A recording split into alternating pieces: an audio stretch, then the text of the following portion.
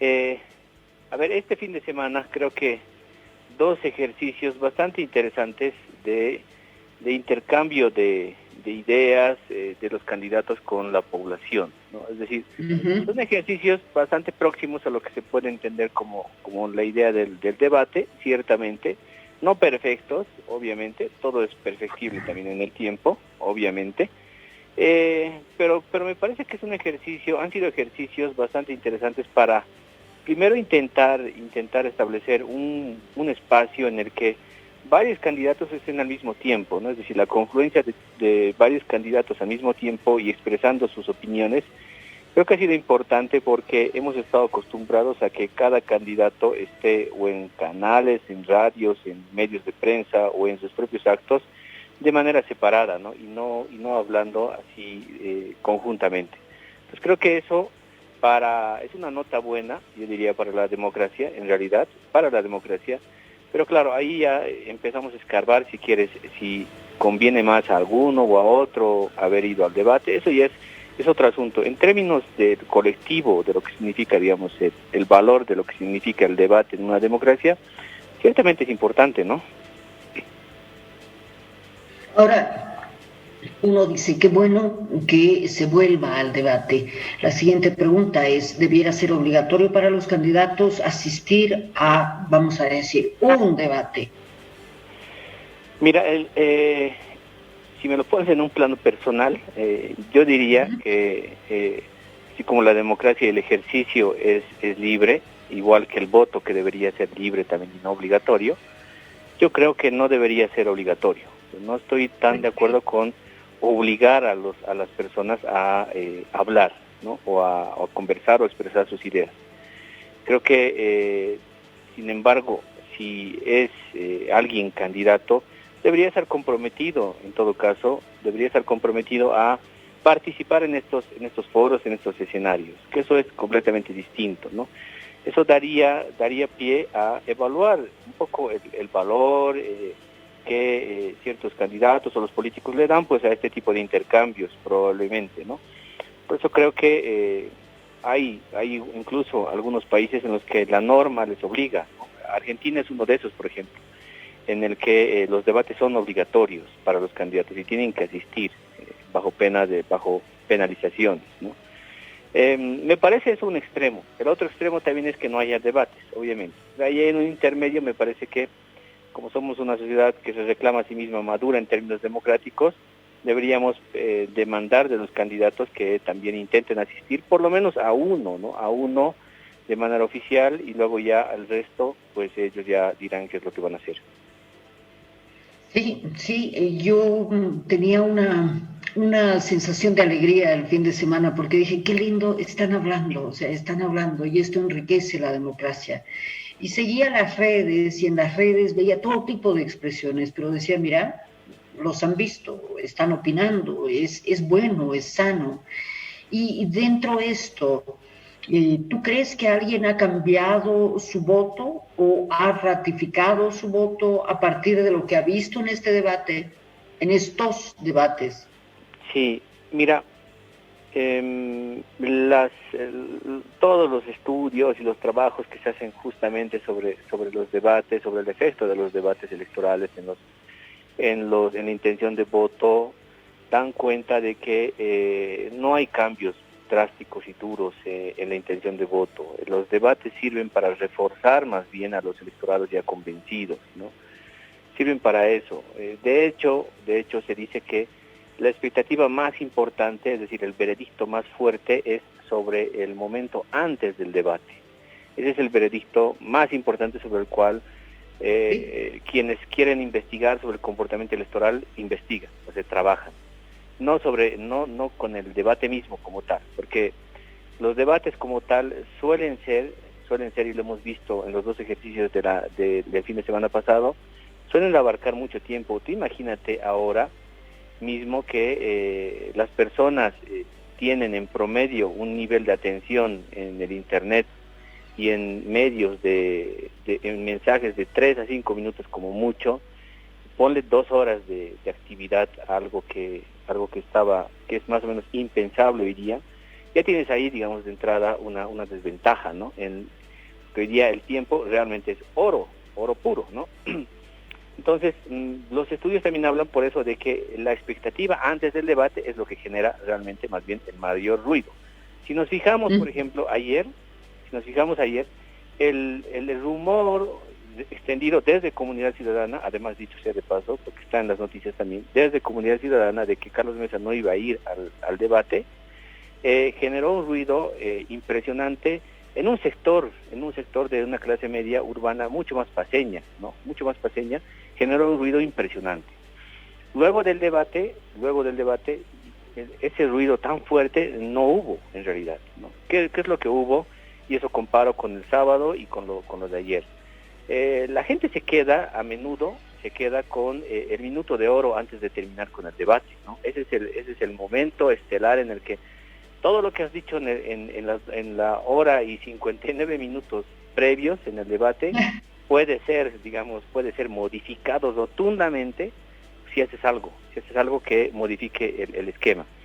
Y ese hacer algo implica sobre todo la presencia de candidatos que se conocen como los antipolíticos, ¿no? Es decir, aquellos que entran por fuera del sistema político, por fuera de la clase política tradicional, y ellos entran siempre a romper el escenario, es decir, a generar rupturas, ¿no? Y por eso lo que más se recuerda, si quieres, en redes, un poco para caricaturizar el evento, no tampoco para generalizar, pero para caricaturizar un poco el evento, han sido las plegarias, los discursos en quechua, el tocar la guitarra, el Never in the Life, qué sé yo, estas cosas que más bien forman parte de lo que a la gente, eso es lo que le llama la atención, y luego se puede terminar por convertir en tendencia en la discusión pública del Internet, ¿no? No, claro, pero ahora las redes te están pateando, digamos, la forma de encarar los debates. Antes era otra cosa, cuando solamente estaban los medios y eventualmente los medios podían recortar estos espacios. Ahora los memes y cuanto hay te han dado margen te están impulsando este tipo de acciones, ¿no? Como yo soy Mamani, seré Mamani, etcétera, etcétera, sí. O Never in the Life, o lo que sea, ¿no? Que son frases, situaciones bastante particulares, o el pedido de la representante de ADN que agarra y que dice, bueno, ¿quién hizo el servicio militar, no? Y ahí solamente Mamani levanta la mano y dice, yo he hecho, ¿no? Que vos dices, mira, los pilló, ¿eh? Sí, por eso decía, estas cosas que se conocen comúnmente como los enmarques conceptuales, es decir, aquellas cosas que son los mensajes más fuertes, son los que terminan por introducirse en el electorado, ¿no? No hay que olvidar que hoy día no es un fenómeno particular, digamos, del caso nuestro, pero de manera general, más que políticos expertos estadistas, tenemos cada vez más políticos que intentan ser expertos comunicadores, ¿no?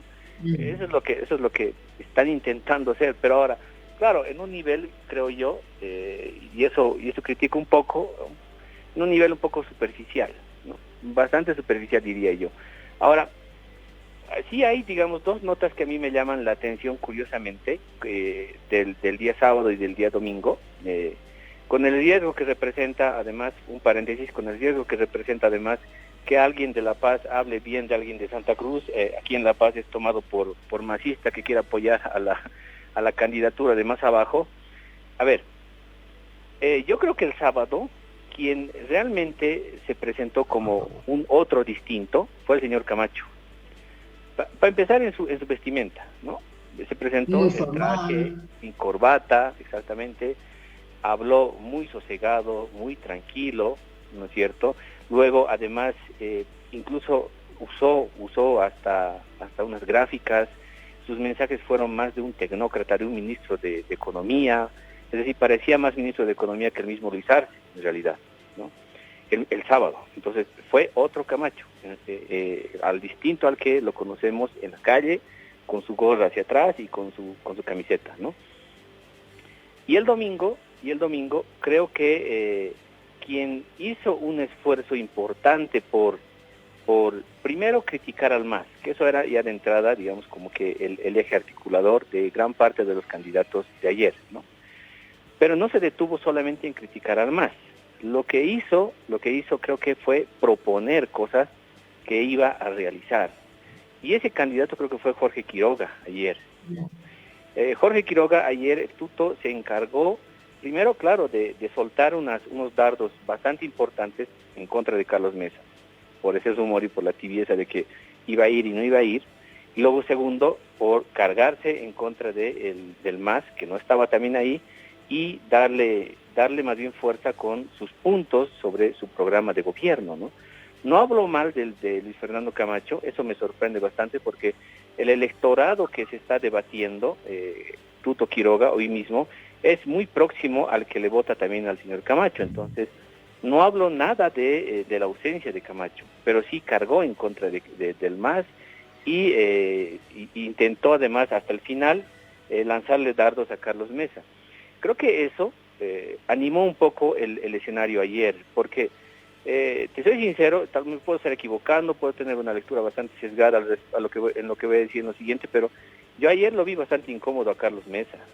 El semblante mismo de su rostro, de su expresión, era un semblante de alguien molesto, de alguien incómodo, de alguien demasiado serio y parco, en un contexto en el que la gente, entre otras cosas, no solamente busca el discurso bonito, sino también busca el carisma que el político pueda irradiar frente a las personas, ¿no? Es decir, somos bastante latinos, muy latinos en eso, y en la idea de buscar que el candidato sea muy carismático. Y creo que ahí casi nadie ha sabido irradiar esa sensación de carisma que muchas veces se traduce en identificación con el electorado, ¿no? ¿Por qué no fueron al domingo Camacho y Arce? ¿Fue cálculo político? ¿Qué fue? Sí, lo de Camacho y lo de Luis Arce me parece que fue ya más en esta lógica de la estrategia que están buscando, ¿no? ¿Qué es lo que quieren para conseguir el poder? Finalmente, claro, la pregunta de todos los candidatos es ¿qué es lo que quieres? ¿Quieres ganar la elección? Entonces, luego, por tanto, ¿qué haces para ganar la elección? Bueno, tienes unos mensajes, tienes unos movimientos, digamos, dentro del territorio nacional, y tienes que saber hacia dónde ir, es decir, a qué lugar, espacios asistir y a qué otros espacios no vas a asistir, y por qué, ¿no? Claro, tanto Luis Arce como Camacho, tengo la impresión de que han hecho en sus propias ecuaciones internas sus sumas y sus restas y han decidido por eso no ir al debate del domingo. Tendrán sus razones de fondo por eso, y creo que por eso decía, coincido contigo, ¿no? Sí. O sea, bajo tu lógica, ellos siguen su estrategia, ganan. Pero sí, habiendo este vacío de debates, con tanta expectativa, ¿ganaron o perdieron? Mira, yo creo que primero el hecho de que Luis Arce haya dicho días antes que no iba a ir, ya le bajó un poco la atención de parte de un público más grande, más extendido que podía haber visto el debate ayer, ¿no? La primera cosa. La segunda, igual, el hecho de que Camacho haya dicho que no iba a ir, también le quita, digamos, una porción importante de atención, sobre todo en el oriente, de gente que iba a estar atenta a lo de ayer, ¿no? Y tercero, creo que el ruido sobre si Carlos Mesa iba a ir y no iba a ir, también le ha quitado un poco de atención a la atención sobre el debate de ayer. Entonces, volvemos incluso, si quieres, a la pregunta de si realmente incide el debate en el comportamiento electoral. No incide, incide como mucho en un punto, no incide más. Y date cuenta, pensemos más bien en la bolsa del electorado indeciso. Es mucho más que 1%. Hoy día seguimos en el mismo escenario, creo, en el que las encuestas nos están mostrando, ¿no? Y este último dato más. Estaba investigando un poco el comportamiento electoral en el continente y en los últimos procesos electorales, en los últimos 5 años, por lo menos, entre un 20 y 25% del electorado, que no es poca cosa y es bastante, entre un 20 y un 25% del electorado decide su voto el minuto antes de sufragar. Es decir, cuando estás viendo la papeleta, decides por quién vas a votar. Y eso es una pista importante, porque eso nos dice que el que va a votar así, de esa forma, vota predominantemente más por sus sentimientos.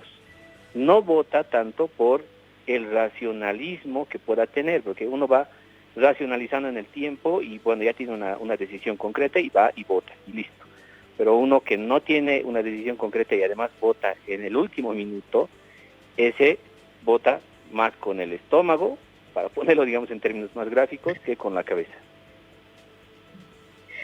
Ahora, ¿qué va a pasar? ¿Qué va a pasar? Queda claro que el MAS es un voto duro, es un voto, conversábamos con Andrés Torres hace algunos instantes y me gustó mucho una frase donde él dijo de la marca MAS, ¿no? Es un voto duro que va a permanecer. ¿Qué pasa con el otro lado? En un principio se veían ciertas paridades, ahora ya la mesa ha decantado, ¿verdad? ¿Qué va a pasar a este otro lado? Hay especulación en torno a que Camacho se baja. ¿Se baja? Hay especulación en torno a que el pedido de unidad y de voto útil de Mesa no es lo suficientemente sólido. ¿No lo es? Uh-huh. Mira, a ver, sí, ciertamente hay aquí en las encuestas, para ponerlo igual un poco de manera didáctica en lo que quiero decir a continuación, hay dos bolsones de electorados. Uno es el bolsón del voto oculto y el otro es el bolsón del voto indeciso. El voto oculto normalmente está en aquellas personas que están en oposición al gobierno de turno, primero, y segundo, que también están en oposición a la corriente política dominante, ¿no?, donde viven. Ahora, si las encuestas son, y de hecho gran parte de ellas tienen una carga urbana muy fuerte, la corriente política dominante en los centros urbanos es el antimasismo, de eso no hay duda. Entonces, yo creo que mi hipótesis es que la bolsa del voto oculto, ese porcentaje, buena parte de ese voto oculto le pertenece hoy día al MAS. No estoy diciendo toda, pero buena parte de ese voto oculto le pertenece al MAS, por las razones que acabo de decir, ¿no? Y segundo, la bolsa de los indecisos. Esa es una bolsa que no le pertenece al movimiento al socialismo, que esa bolsa más bien está más contenida en el antimasismo, es decir, en aquellos que no van a votar por el MAS, pase lo que pase, no van a votar por el MAS. Pero ¿cuáles son las razones que ellos necesitan para votar por alguno de los candidatos, por alguno de los otros candidatos? Primero, tiene que asegurarme a mí que ese candidato realmente le va a hacer un frente claro y concreto al MAS, es decir, que le va a poner en su sitio, si quiere. Esa es una, digamos, primera orientación. La otra orientación es que no importa mucho que no le ponga en su sitio al MAS, pero lo que me interesa es que me garantice que haya estabilidad económica y haya tranquilidad social, ¿sí? Eso es lo que me interesa, pero no es el MAS, pero a mí me interesan los otros candidatos, ¿sí? Entonces, ahí se van a ir repartiendo, me parece, y estas semanas por eso son claves, estas últimas semanas son claves, porque va a depender mucho de los temas que se vayan a tocar en estas semanas, para que esos electorados, tanto del voto oculto como de la bolsa de los indecisos, especialmente la de los indecisos, se vaya a disminuir y se distribuya entre los candidatos. Y ahí vamos a tener una certeza más clara de qué es lo que está pasando. Lamentablemente el tiempo y con las encuestas que pueden ser publicadas no nos va a alcanzar y luego, por tanto, yo creo de verdad que seguimos teniendo un final abierto. No sería tan categórico en decir que no va a haber segunda vuelta o que va a haber segunda vuelta de manera categórica, sí o sí, ¿no? ¿Se va a seguir polarizando? Y con esto termino. Sí, yo creo que vamos a seguir ahondando el escenario de las polarizaciones, pero no polarizaciones políticas, sino sociales, ¿no?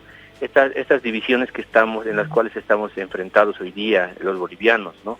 Esto de campo, ciudad, oriente, occidente, nadie quiere hablar fácilmente bien de Camacho, por ejemplo, aunque lo haya hecho bien el sábado, ese es un ejemplo. Sin embargo, hoy día en las redes varios paseños, generadores también de opinión pública, están empezando a hablar bien de Tuto. Curioso, muy curioso, ¿no? Porque claro, es decir, hay una cercanía un poco regional, mucho más próxima con Tuto que con Camacho. Por eso decía, estas fracturas sociales que tenemos se van a seguir ahondando, y esto no se va a detener el 18 de octubre. Ojo, eso hay que entender también. Esto va a tener un cauce el 18 de octubre con una resolución, pero ese es un tema urgente que el siguiente gobierno tiene que atender, ¿no?